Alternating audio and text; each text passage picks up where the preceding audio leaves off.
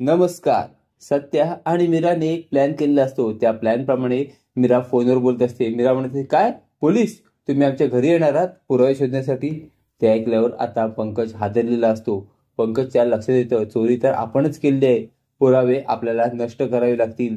मग रात्र होते. रात्री पंकज देविकाला तिच्या बेडरूम मध्ये झोपवतो आणि हळूच उठतो आणि तो आता किचन मध्ये येतो. 1 लाखाचं रिकाम पॅकेट घेऊन तो किचन मध्ये आलेला असतो. त्याला काही माहिती नसतं आता सत्या मीराने रचलेल्या प्लॅन मध्ये तो अडकणार आहे. तो हळूच ते पॅकेट फाडतो आणि आता डस्टबिन मध्ये काळोखात जातो आणि ते टाकणार तेवढ्यात तिथे लाईट लागते. पंकज हडबडतो. बघतो तर काय, समोर मीरा उभी असते. मीराने लाईट लावलेली असते. मीरा टायर उपटत असते. पाठीमागे वळून बघतो तर पाठीमागे सत्या असतो. आता पंकज पुरता हादरलेला असतो. तेवढ्यात सत्या म्हणतो, सापडला की चोर सापडला. तेवढ्यात सुधाकरराव तिथे येतात. सुधाकररावांना काय झालं कळत नसतं. तेवढ्यात तिथे निरुपा येते. निरुपा म्हणते, काय झालं पनवती, कशाला गडबड करतोय?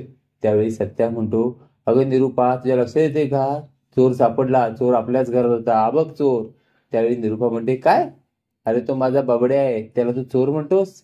पनवती, काही बोलू नकोस. त्यावर सत्या म्हणतो, आत्ता कळेल तुला, थांब मी दाखवतो. अगं तुला माहिती आहे का, पोलीस आपल्या घरी उद्या पुरावा शोधायला येणार आहेत. पुरावा शोधण्यासाठी येणार आहेत म्हटल्यानंतर या चोराने तो पुरावा नष्ट करण्यासाठी 1 लाखाचं जे पॅकेट होतं ते फाडलेलं आहे आणि तो आता डस्टबिनमध्ये टाकायला आहे. त्याच्या हातात ते पॅकेट आहे. ते ऐकल्यावर आता सुधाकरराव हादरतात. म्हणतात, काय, पंकज चोर?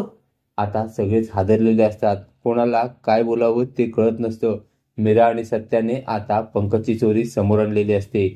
पंकज सुद्धा पुरता हादरलेला असतो. काय करू आणि काय नको असं झालेलं असतं. आता सत्या पंकजला खूप तुडवतो. पंकज म्हणतो, मारू नको, पण मी खरंच सांगतो. त्यावेळी सत्या म्हणतो, काय खरं सांगतोस? अरे कशाला सांगायला हवं, आम्हाला माहिती होतं तूच चोर आहेस. फुकट त्या राजला अडकवून ठेवलीस.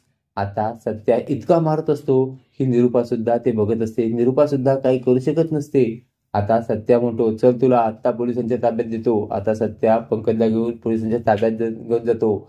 आता सत्या पंकजला पोलिसांच्या ताब्यात देतो. असेच मालिकेचे नवनवीन अपडेट पाहण्यासाठी व्हिडिओला लाईक आणि चॅनलला सबस्क्राईब करायला विसरू नका. थँक्यू.